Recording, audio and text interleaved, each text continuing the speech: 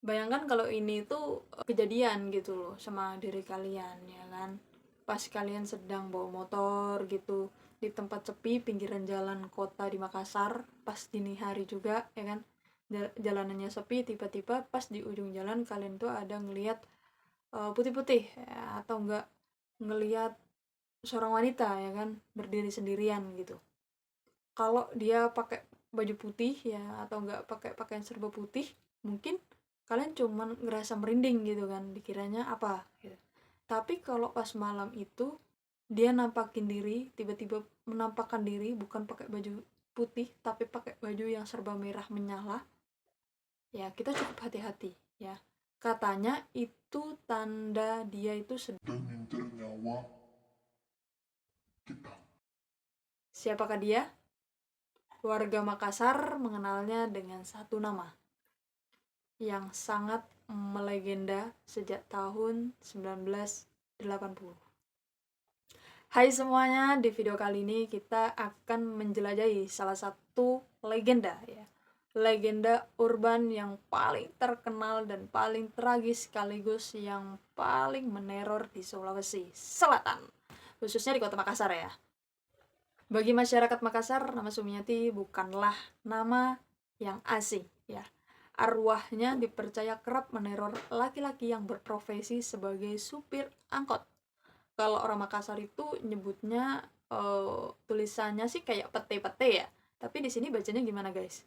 Pate-pate atau PT-PT dan para pengayuh becak. Oke. Terus kemudian pas malam hari ini dia tuh muncul dengan wujud yang mengerikan ya, bersimbah darah ya, tubuh yang nggak lengkap. Tapi di balik teror yang mengerikan itu tersimpan sebuah kisah pilu tentang mimpi seorang gadis desa ya kan, hancur berkeping-keping karena kekejaman manusia. Mari kita bahas kronologinya. Cerita ini tuh bermula di era tahun 1980-an. Jadi Sumiati itu gadis desa yang polos, penuh harapan demi buat ngubah nasib keluarganya yang ada di kampung halamannya ya kan. Sayangnya Sumiati harus berjuang sendirian di kota metropolitan yang sangat asing bagi dia, oke? Dia nggak punya kerabat nih, nggak punya kerabat. Dia tinggal sebatang kara di sebuah kamar kos yang cukup sederhana.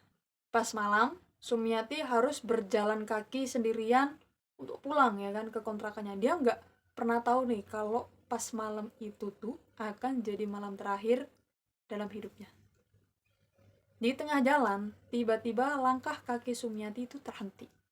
Sekelompok pemuda mabuk, ya kan, berpapasan dengan dia karena ngelihat kondisi jalan yang sunyi, senyap. Niat jahat pun muncul di benak kekawanan pemuda tersebut. Sumiati disekap, ya. Dia berusaha mencoba teriak sekuat tenaga, meminta pertolongan siapapun yang lewat. Tapi pas malam itu suaranya lenyap ditelan sunyinya malam. Di tempat gelap itulah kehormatan Sumiati dirampas secara paksa oleh kekawanan pemuda biadab tersebut. Ada aja orang kayak gini nih ya. Kesel kali aku lihat orang ya kan, udah pemabuk, pemalas, ngerugiin orang lagi ya kan. Kok masih hidup?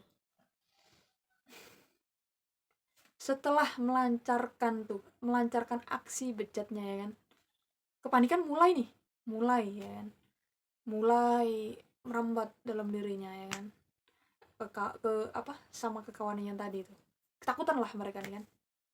Jadi kejahatan mereka itu takut gitu loh, takut kalau bakal kebongkar. Jadi salah satu dari mereka ya kan, ternyata nih berprofesi sebagai supir angkutan kota, atau orang Makassar sebutnya tadi tuh pate-pate ya, pate-pate kali ya. Dia ngusulin nih buat ngebuang tubuhnya Sumiati yang udah nggak berdaya ya kan, yang udah nggak berdaya sama sekali. Jadi Sumiati yang setengah sadar dimasukkan ke dalam kendaraan di tengah perjalanan ya, dalam kondisi tubuh yang remuk dan lemes. Sumiati dengar percakapan mereka. Dari sanalah dia nyadari nih satu hal penting. Dari kalian ada yang tahu nggak apa? Sumiati mengetahui identitas mereka. Orang yang merenggut masa depannya adalah para supir angkot. Supir angkutan umum ya. Supir angkutan umum. Ya kita sebut aja angkot. Angkot juga supir angkutan umum kan? Dan para pengayuh becak yang biasanya mangkal di pikiran kota. Mengetahui nasibnya berada di ujung tanduk, Sumiati mengumpulkan sisa-sisa tenaganya, ngumpulin sisa-sisa tenaganya. Dia berusaha buat teriak sekenceng-kencengnya, ya kan, dia ngeberontak, ya kan, dia mencakar, menendang, mencoba buat melariin diri gitu loh dalam mobil, ya kan. Dalam mobil kan tadi tuh ya diculik, dibawa masuk ke dalam mobil angkutan umum tadi tuh. Tapi nasib berkata lain, ya kan, karena saking paniknya kekawanan pemuda tadi, ya kan, ya justru hal tersebut yang buat tindakan mereka makin brutal. Dalam pergulatan, ya kan, tadi ngebrontak, ya kan, di dalam mobil, terus kemudian salah satu di antara pemuda tadi itu nggak sengaja melakukan tindakan fatal yang ngerenggut nyawa Sumiati. Gadis Malang itu tewas seketika. Jadi seketika itu kayak ditusuk. Kaget, ketakutan karena telah membunuh orang. Rencana kekawanan tadi itu, ya kan, berubah total. Yang tadinya cuma mau ngebuang, ya, mereka akhirnya melarikan diri ke sebuah wilayah yang terpencil di pinggiran kota, ya, di bawah kegelapan malam yang cukup pekat. Mereka dengan tergesa-gesanya menggali liang lahat, ya, gali tanah gitu loh, buat nguburin jasadnya Sumiati gitu aja, yang tadinya mau dibuang dalam kondisi masih hidup. Tapi nasib berkata lain, ya kan. Mereka ngira nih kejahatan mereka itu udah terkubur barengan dengan jasad Sumiati. Tapi mereka salah besar. Kematian yang gak adil tadi itu, kematian yang gak adil, rasa sakit yang luar biasa, ya kan, serta dendam yang membara, membuat arwah Sumiati gak tenang. Dia mati penasaran sejak malam pemakaman yang keji, ya. Jadi legenda Sumiati itu, legenda urban tentang hantu Sumiati pun lahir. Arwahnya pun menjelma menjadi sosok goib yang dipenuhi dengan amarah, dan sasarannya tahu. Ya, sasarannya kalian tahu gak? Sasaran utamanya itu ya supir angkot tadi, ya, supir angkutan umum dengan para pengayuh becak. Ya, selama bertahun-tahun nih, pasca kejadian tersebut, banyak beredar cerita mistis di kalangan supir angkot dan penarik becak di Makassar. Mereka ngaku sering ditumpangin oleh seorang wanita, ya kan, misterius, bergaun putih, tiba-tiba berubah wujud yang cukup mengerikan dan bersimbah darah, atau dia menghilang begitu saja dari dalam kendaraan. Teman-teman, kisah Sumiati mungkin terdengar seperti cerita hantu biasa untuk menakut-nakuti orang di malam hari. Namun, jika kita telusuri lebih dalam, kisah ini adalah sebuah refleksi yang cukup tragis tentang kerentanan para perantau. Khususnya bagi perantau perempuan yang ada di kota besar. Dan bagaimana kekejaman manusia melahirkan legenda yang terus hidup bahkan setelah puluhan tahun berlalu.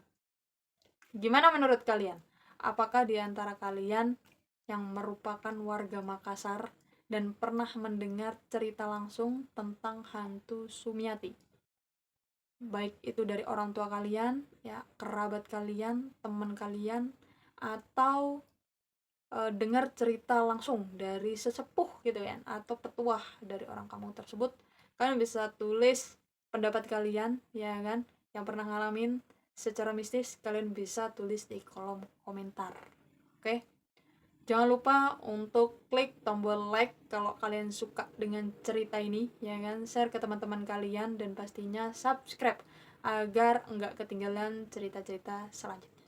Bye bye.